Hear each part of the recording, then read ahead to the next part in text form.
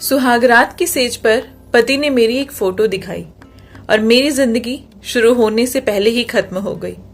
वो कहने लगे कि तुम्हें तो हर चीज का बहुत तजुर्बा है। मैं अपने पति से उम्र में बड़ी थी। मेरे पति कहने लगे कि मैंने तो तुमसे शादी तुम्हें सीधी सादी कुंवारी लड़की समझकर की थी, पर ये फोटो देखकर लगता है कि तुम्हें तो एक साथ काफी सारे आदमियों का। नमस्कार, मेरा नाम सुनैना है। मुझे अपने पापा पर बहुत गुस्सा आने लगा था। उन्हें मेरी बात समझ ही नहीं आ रही थी। गुस्से में मैं अपने कमरे में आ गई। इतने में पापा भी मेरे पीछे पीछे कमरे में आए और कहने लगे कि तुम इतनी सी बात पर इतना परेशान क्यों हो रही हो? शादी ही तो है, हो जाएगी। इतनी सी बात को अपने दिल से लगाकर अपना दिमाग मत खराब करो।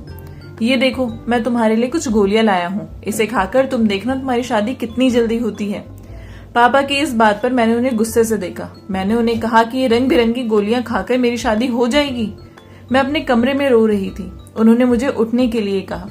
बोले लगे, इतना मत सोचो, मैं तुम्हारा बाप ही हूँ। जो कर रहा हूँ तुम्हारे लिए ही कर रहा हूँ। पापा की इस तरीके की बातें मुझे समझ नहीं आ रही थी। आखिर गोलियां खाकर कैसे मेरी शादी होगी? लेकिन उनकी बात मानकर मैंने वो गोलियां खा ली।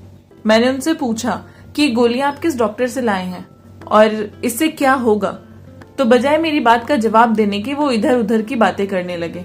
उनकी इन्हीं बातों पर मुझे गुस्सा आता था। आप लोग जानते हैं, मेरी उम्र 40 साल हो गई है और अब तक मेरी शादी नहीं हुई। भगवान जाने मेरी किस्मत में क्या है, मेरी शादी होगी भी या नहीं। मेरे साथ की सारी सहेलियों की शादी हो चुकी, उनमें से तो कुछ के बच्चे भी हो गए थे। मेरे पापा ने तो मेरा कहीं आना जाना भी बंद कर रखा था। जब भी बोलती थी कि किसी सहेली के घर जाना है तो इधर उधर के बहाने बनाकर मुझे जाने ही नहीं देते थे। आज तक बहुत रिश्ते आए मेरे लिए, लेकिन सभी ने मुझे ना कह दिया और किसी को अपने बेटे की शादी मुझसे करनी ही नहीं थी। अब तो ये हाल था कि जब भी अपना चेहरा शीशे में देखती तो चेहरे पर हल्की हल्की झुर्रियां सी नजर आने लगी थी। थोड़े बहुत बाल सफेद होने लगे थे मेरे पापा को ये नहीं था कि मेरी शादी करवा देते। अब मैं यहाँ नहीं रहना चाहती थी। मुझे कोई ऐसा चाहिए था जिसको मैं अपना बोल सकूं, जिससे अपने मन की बात कर सकूं। पापा के अलावा मेरा दुनिया में कोई और नहीं था। कई बातें ऐसी होती हैं जो अपने माँ बाप से भी नहीं की जा सकती। उसके लिए जीवन साथी की ही जरूरत होती है, लेकिन शायद मेरी किस्मत में संगी था ही नहीं। इन हालातों ने मुझे बहुत परेशान कर दिया था। अगर कभी भी कोई रिश्तेदार या पापा से ही शादी की बात करती तो पापा के पास सिर्फ एक ही जवाब होता कि तुम ये गोलियां खा लो, तुम्हारी शादी जल्दी हो जाएगी। पापा की बात रखने के लिए मैं वो गोलियां खा तो लेती थी, लेकिन साथ ही साथ मुझे ये भी लगता था कि शायद पापा की उम्र के साथ वो सठिया गए हैं। पापा खुद तो कुछ करते नहीं थे। उन्होंने कभी मेरा रिश्ता कराने के लिए कोई कोशिश नहीं की थी। तो क्या भला सिर्फ गोलियां खाने से मेरी शादी हो सकती थी? इन गोलियों के सहारे मैंने 2 साल गुजार दिए थे, पर अब तक भी नहीं हो रहा था जो सालों से होता आया था कि लड़के वाले आते थे और मना कर जाते थे, और अगर किसी ने खुद मना नहीं किया तो मेरे पापा खुद उस रिश्ते को मना कर देते थे और मुझे कहते थे कि ये तुम्हारे लायक नहीं है। एक बार एक बहुत बड़े डॉक्टर का रिश्ता भी आया था। उसकी पहली पत्नी मर चुकी थी, लेकिन मेरे पापा ने ये बोलकर मना कर दिया कि किसी शादीशुदा आदमी से मैं तुम्हारी शादी नहीं करूंगा। मुझे उनकी इस बात पर बहुत गुस्सा आया था। मैं भी कोई 18 साल की लड़की नहीं थी। अब लड़की वालों के जाते ही मैं गुस्से से अपने कमरे में चली आई। पापा को पता चल गया था कि मुझे बहुत गुस्सा आ रहा है और वो मेरे पीछे पीछे ही कमरे में आ गए। मैं सोच चुकी थी कि मैं वापस इनसे कोई बात नहीं करूंगी। जब उनको मेरे जज्बातों और मेरी बढ़ती उम्र से कोई मतलब नहीं, तो मुझे भी उनसे कोई मतलब नहीं। मुझे पापा से गुस्सा इस बात का नहीं था कि वो मेरे रिश्ते को ना कह रहे थे। मुझे गुस्सा इस बात का था कि वो मेरे लिए कोई अच्छा रिश्ता ढूंढ भी नहीं रहे थे। मेरे पास आकर मुझे कहने लगे कि तुम इतनी जल्दबाजी मत करो, तुम देखना तुम्हारी किस्मत में एक राजकुमार लिखा होगा। मैंने गुस्से में कहा कि पापा, आपको क्या लगता है कि मैं जल्दबाजी कर रही हूँ? मेरी उम्र 40 साल हो गई है और जो लड़का किस्मत में लिखा है वो कब आएगा? जब मैं बुढ़ी हो जाऊंगी तब?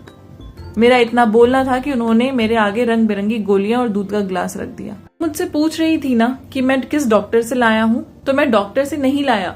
मेरी जान पहचान में एक बाबा हैं, उन्होंने मुझे ये गोलियां दी हैं और कहा है कि खाने के कुछ समय बाद तुम्हारी शादी हो जाएगी।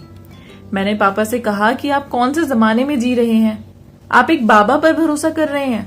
इन गोलियों से ना तो मेरी शादी होने वाली है और ना ही मेरी किस्मत बदलने वाली है। पापा वहां से उठकर चले गए। मैंने आप सबको बताया था ना कि रिश्ते आते थे, पर हमेशा पापा ही मना कर दिया करते थे, कोई ना कोई बहाना बना ही देते थे। शुरू में जब मैंने गोलियां खाने को मना किया तो पापा ने मुझे दिलासा दिया कि गोलियों को खाने से मेरे चेहरे का नूर वापस आ जाएगा, जो उम्र के साथ खत्म हो गया है। मैं भी बहुत खुश हो गई थी कि अगर मैं अच्छी दिखूंगी तो कोई भी लड़का मुझे पसंद कर लेगा। इसी धोखे में आकर मैंने गोलियां खाना शुरू किया था। बीच बीच में पापा मुझे कहते थे कि तुम्हारे चेहरे पर खूबसूरती वापस आ रही है, पर यह जरूर था कि गोलियों को खाने के बाद मुझे एक अच्छी नींद आती थी। मेरी किस्मत का दरवाजा तो इतने सालों बाद तक भी नहीं खुला था, ना ही मेरे सपनों का राजकुमार आया था। मेरी उम्र तो वैसे भी 40 साल हो गई थी। मुझे ऐसा लग रहा था कि जैसे मैं डिप्रेशन में जा रही हूँ। अक्सर अकेले रहने का मन करता था, किसी से कोई बात करने का मन नहीं करता था।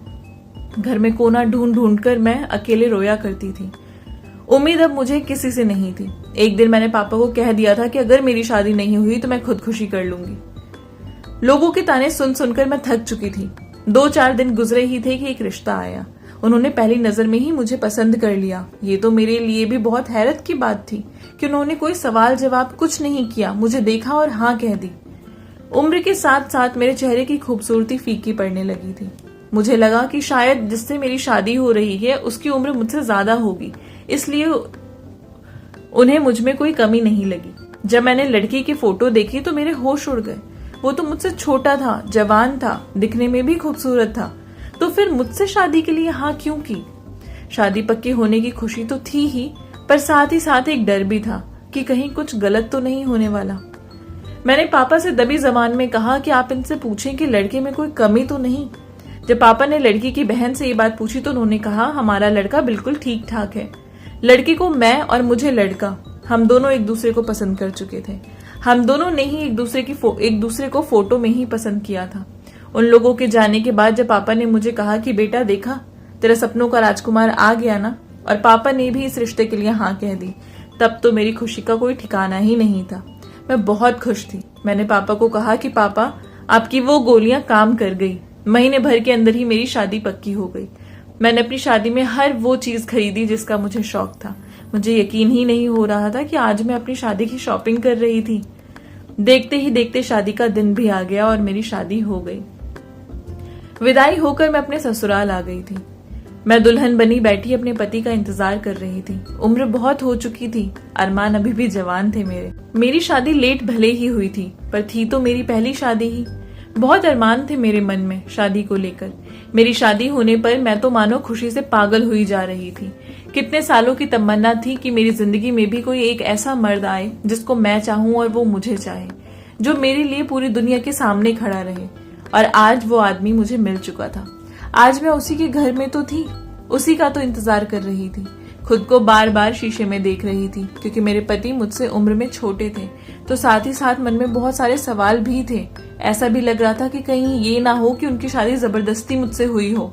बहुत सारे सवालों के साथ मैं उनका इंतजार कर रही थी। आपको सही बताऊं तो मैंने तो अपने बालों में भी कलर करवा लिया था। ये सब कुछ सोच रही थी कि मुझे आहट का एहसास हुआ। मैं जल्दी से अपना मुंह ढककर बिस्तर पर सिमट गई और खुद को साथ ही साथ तसल्ली भी दे रही थी कि सब कुछ अच्छा होगा आज। अब आप जानते तो हैं ही, उम्र के साथ मैच्योरिटी भी आ जाती है। तो वो जवान लड़कियों की तरह शर्माना मुझे नहीं आ रहा था, पर मैं कोशिश पूरी कर रही थी। नजरें झुकाए शर्माने की कोशिश करते हुए मैं उनका इंतजार कर रही थी। वो कमरे में आ चुके थे। मेरे पति का नाम अमन था। जैसे जैसे वो मेरी तरफ बढ़ रहे थे, मेरे शरीर में एक सिरहन सी पैदा हो रही थी। मेरे करीब आकर वो मेरे पास बैठ गए। काफी देर हो गई थी, पर उन्होंने ना तो मुझसे कोई बात की और ना ही मेरा घूंघट उठा रहे थे। अब मेरा मन बहुत घबरा रहा था। उनका इस तरीके का रवैया मेरे दिल में डर पैदा कर रहा था। लग रहा था कि शायद उनके घर वालों ने इनकी शादी मुझसे जबरदस्ती तो नहीं करवाई है। काफी देर इंतजार करने के बाद मैंने अपना घूंघट खुद ही हटा लिया और उनके करीब जाकर उनके कदमों में बैठ गई। उनका हाथ अपने हाथों में लेकर मैंने उनसे कहा कि आप एक बार मुझे मौका तो दीजिए। मैं आपको शिकायत का कोई मौका नहीं दूंगी, हमेशा आपको लेकर वफादार रहूंगी। मेरा इतना कहना था कि अमन जोर जोर से हंसने लगे। कहने लगे, वफादार और तुम? उनका इतना कहते ही मेरे सारे अरमान उसी समय पानी में बह गए। सांसों ने आना जाना बंद कर दिया था। वो कहने लगे कि मैं कौन होता हूँ तुम्हें मौका देने वाला, तुम्हें तो खुद ही बहुत तजुर्बा है। मुझे बहुत शर्म आ रही थी। मुझे लग रहा था कि वो मुझे मेरी उम्र की वजह से ऐसा ताना दे रहे हैं, क्योंकि मैं उनसे उम्र में बड़ी तो थी ही, पर यहाँ तो बात कुछ और ही थी। अमर ने अपनी जेब से अपना फोन निकाला और एक फोटो मेरे सामने लाकर रख दी। उनके फोन की स्क्रीन पर मैंने जो देखा वो देखकर मैं शर्म से पानी पानी हो गई। वो फोटो किसी और की नहीं, मेरी ही थी। पर मेरी इस तरीके की फोटो इनके पास कैसे आई? किसने भेजी थी ये? मेरी आंखों से आंसू किसी नदी की तरह बह रहे थे। मैंने रोते हुए उनसे पूछा कि ये आपके पास कहां से आई? उनकी आंखों में मेरे लिए नफरत साफ दिखाई दे रही थी। उन्होंने उस गहरी नफरत से मेरी तरफ देखते हुए कहा कि ये बात तो तुम मुझे बताओगी कि तुम्हारी ऐसी तस्वीर मेरे पास कहां से आई, या यूं कहूं कि किसी के भी पास तुम्हारी ऐसी तस्वीर क्यों है? तुम तो उल्टा मुझसे पूछ रही हो। इस तस्वीर को देखने के बाद क्या मुझे तुमसे कुछ भी बोलने की जरूरत है? ये तस्वीर तो खुद तुम्हारे बारे में सब कुछ बता रही है। मेरी शादीशुदा जिंदगी शुरू होने से पहले ही जैसे खत्म हो गई थी। मेरे पति की नजरों में मैं अपनी इज्जत बनाने से पहले ही नीचे गिर चुकी थी। काश शादी से पहले मुझे ये तस्वीर मिल गई होती तो मैं तुमसे शादी करके अपनी जिंदगी बर्बाद नहीं करता। तुम्हारी इतनी उम्र होने के बावजूद मैंने तुम्हें पसंद किया। ये सोचा था कि हम खुशहाल शादीशुदा जिंदगी बिताएंगे। मैंने तो यही सोचकर तुमसे शादी की थी कि तुम कुंवारी हो और सीधी सादी हो। मुझे क्या पता था कि तुम इस तरीके के काम करती हो। अमन की बातें मुझे किसी तीर की तरह चुभ रही थी। सबसे बड़ी बात ये थी कि मैं तस्वीर के बारे में कुछ भी नहीं जानती थी। अमन कहने लगे कि तुम तो यहाँ पर घूंघट करके बहुत ही सीधी सादी बनकर बैठी थी, जबकि तुम्हें तो काफी तजुर्बा है। अगर तुम पहले से ही सब कर चुकी हो तो तुमने मेरी जिंदगी क्यों बर्बाद की? मैं चुपचाप वहां बैठकर अमन की ये सब बातें सुन रही थी। बहुत कुछ कहना चाहती थी हम उनसे, लेकिन जबान मानो चल ही नहीं रही थी। ऐसा लग रहा था कि जैसे किसी ने मेरे होठों को सिल दिया हो। इतने में अमन कहने लगे कि तुम तो ऐसे चुप बैठी हो जैसे तुम इन सब के बारे में कुछ जानती ही नहीं। बहुत भोली हो तुम। कुछ देर पहले ही जो खुशी और जिन जज्बातों को मैं संभाल नहीं पा रही थी वो सब कुछ खत्म हो गए थे। मुझे सच में नहीं पता था कि मेरी ऐसी तस्वीर कहां से आई उनके पास, पर इतना जरूर पता था कि अब सब कुछ खत्म हो चुका है। कुछ नहीं बचा। मेरी शादीशुदा जिंदगी शुरू होने से पहले ही खत्म हो गई। मैं जानती थी कि जिस तरीके की तस्वीर अमन ने देखी है, उस तस्वीर को देखने के बाद कोई भी आदमी अपनी बीवी को नहीं अपनाएगा। इतनी मुरादों और इतनी मुश्किलों से मेरी शादी हुई थी। तस्वीर इतनी गंदी थी कि मुझे खुद ही देखने में शर्म आ रही थी। तो मैं अपने पति से कैसे उम्मीद कर सकती थी कि वो ये ऐसी तस्वीर देखने के बाद मेरे साथ नॉर्मल रहे। अमन कहने लगे कि तुम तो बहुत धोखेबाज निकली, पता नहीं किस किस के साथ। उनका इतना कहना था कि मैंने दोनों हाथों से अपने कान बंद कर लिए। अमन के कहे हुए एक एक शब्द मेरी आत्मा पर वार कर रहे थे। मैं वहीं जमीन पर बैठे बैठे अपनी आंखें बंद करके पुराने वक्त में चली गई। 2 पल की खुशी भी मुझे नसीब नहीं हुई। मेरा नाम सुनैना है। मैं यूपी के एक छोटे से गांव से हूँ। मेरे मम्मी पापा बहुत ही अच्छे और प्यार करने वाले थे, लेकिन ये भगवान का हमारे साथ धोखा था कि जब मेरी माँ ने मेरे भाई को जन्म दिया तब वो हम सबको छोड़कर चली गई। उनके बिना कैसे ये जिंदगी गुजारी है ये मैं ही जानती हूँ। मेरी इतनी छोटी सी उम्र में मुझ पर मेरे भाई की जिम्मेदारी आ गई थी। पापा तो नौकरी पर जाते थे। पूरा घर सुबह से लेकर शाम तक मैं ही संभालती थी। बचपन तो मेरा कहीं खो गया था। ना कभी कोई खिलौना मिला और ना ही पढ़ाई। छोटे भाई और पापा के खाने पीने की जिम्मेदारी मुझ पर ही आ गई थी। उसी को जिंदगी भर निभाती रह गई मैं। ये कहना गलत नहीं होगा कि मेरे पापा स्वार्थी थे। उन्होंने मुझे कभी पढ़ने नहीं दिया, क्योंकि अगर मैं पढ़ाई करती तो मेरे भाई को और उनको कौन संभालता। लेकिन हाँ, अपने सारे पैसे और प्यार मेरे पापा ने मेरे भाई पर ही लुटाया था। मेरा भाई तो बचपन से ही शैतान था, तो एक आंख मुझे अपने घर के कामों पर और एक आंख उस पर रखनी पड़ती थी। अगर कभी मेरे भाई को थोड़ी सी भी चोट लग जाती तो उसकी पूरी जिम्मेदारी मेरी हो जाती थी। पापा मुझे इतना डांटते थे कि मैं आपको क्या बताऊं। हाथ उठाने में भी वो कभी पीछे नहीं रहे। भाई की छोटी सी खरोच तो उन्हें हमेशा दिखाई दी, पर खाना बनाते हुए जले हुए मेरे हाथ उन्हें कभी नजर नहीं आए।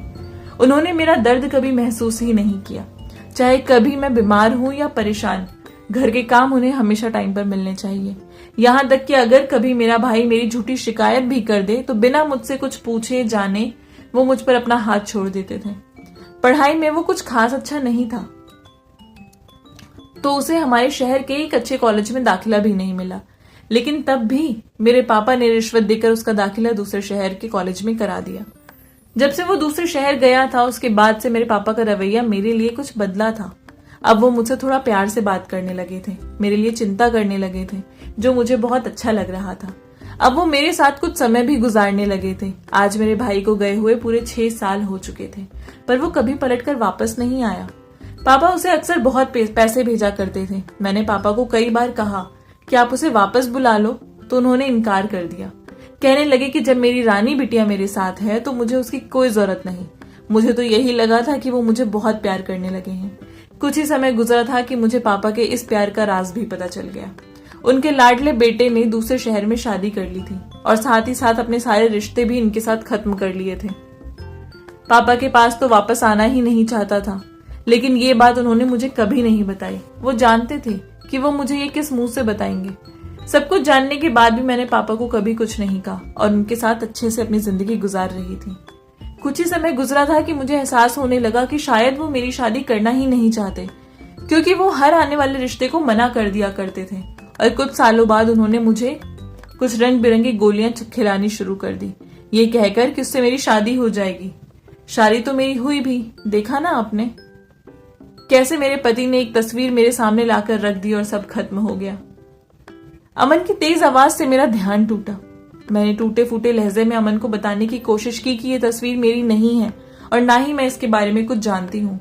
अमन कहने लगे कि तुम झूठी भी हो, ध्यान से देखो, क्या तुम्हें यहाँ पर अपना रूम नहीं दिखाई दे रहा? अपने घर की दीवारें नहीं दिखाई दे रही? तस्वीर को ध्यान से देखा तो दीवारों का रंग मेरी बर्बादी सुना रहा था। मुझे खुद पता नहीं था कि मेरी ऐसी तस्वीर किसने और कब ली। अमन मेरी किसी बात का भरोसा करने को तैयार नहीं थे।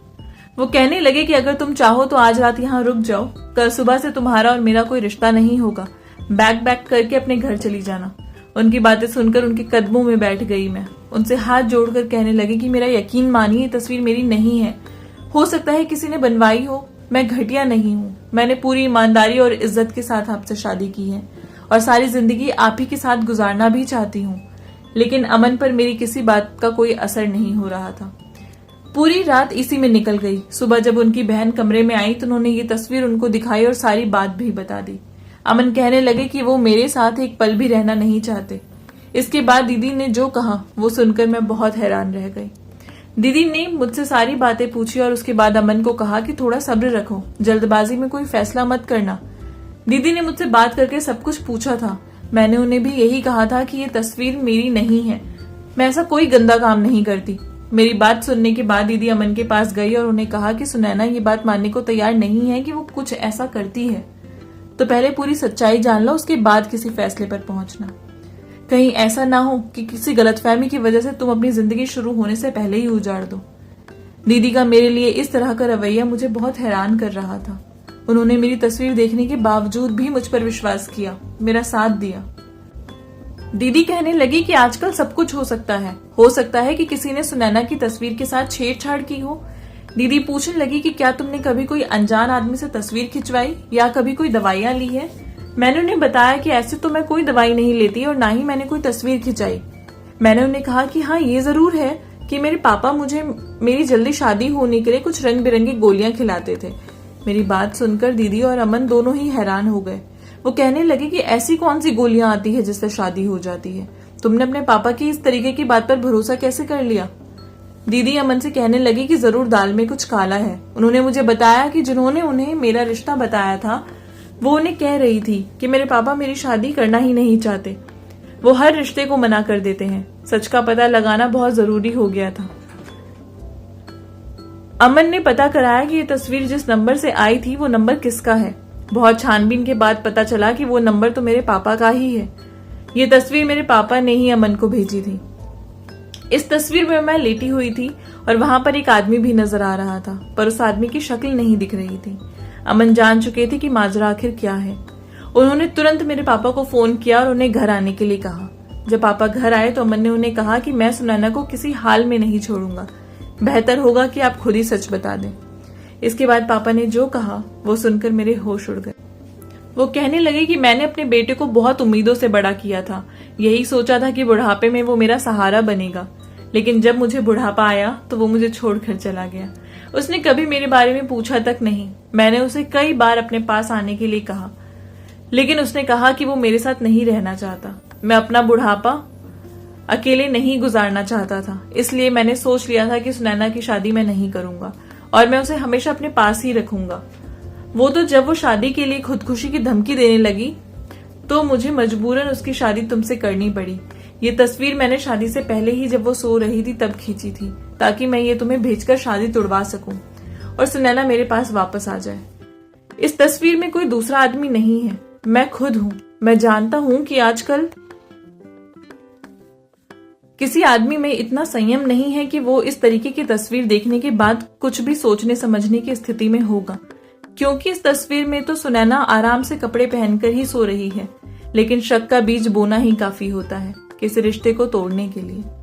जो दवाइयां मैं इसे देता था वो नींद की गोलियां थी, क्योंकि शादी ना होने की वजह से सुनैना डिप्रेशन में जा रही थी और उसे रात रात भर नींद नहीं आती थी। इसलिए मैं उसे ये दवाइयां देने लगा था ताकि वो आराम से सो जाए। पापा की इस तरीके की बातें सुनकर मुझे अपने कानों पर भरोसा नहीं हो रहा था कि सिर्फ अपने बुढ़ापे को बचाने के लिए उन्होंने मेरी जिंदगी बर्बाद करना चुन लिया। उन्होंने मेरे बारे में एक बार भी नहीं सोचा। बचपन से ही तो वो यही करते आए थे मेरे साथ, और आज भी यही वही किया। अगर अमन दीदी ने मुझ पर भरोसा नहीं किया होता तो आज सब कुछ खत्म हो गया होता। अमन ने मुझसे माफी मांगी और मुझे गले से लगा लिया। वो जान चुके थे कि इस तस्वीर के पीछे का सच क्या है। पापा ने गलती तो की थी, लेकिन इसके पीछे उन्हें बुढ़ापे में अकेले रहने का डर था, इसलिए मैंने उन्हें भी माफ कर दिया। वो मेरे पापा ही तो थे। अक्सर इंसान जिंदगी में बहुत सी चीजों से डर जाता है और लोग हमेशा बेटों को ज्यादा तवज्जो देते हैं और बेटियों को कम, जबकि हमेशा अपने बच्चों को एक जैसी परवरिश देनी चाहिए। साथ ही ये भी ध्यान रखना चाहिए कि आंखों देखा हमेशा सच नहीं होता, इसलिए किसी भी बात की तह तक जाने से पहले बात के दोनों पहलुओं को समझ लेना चाहिए। आई होप आपको ये कहानी पसंद आई होगी।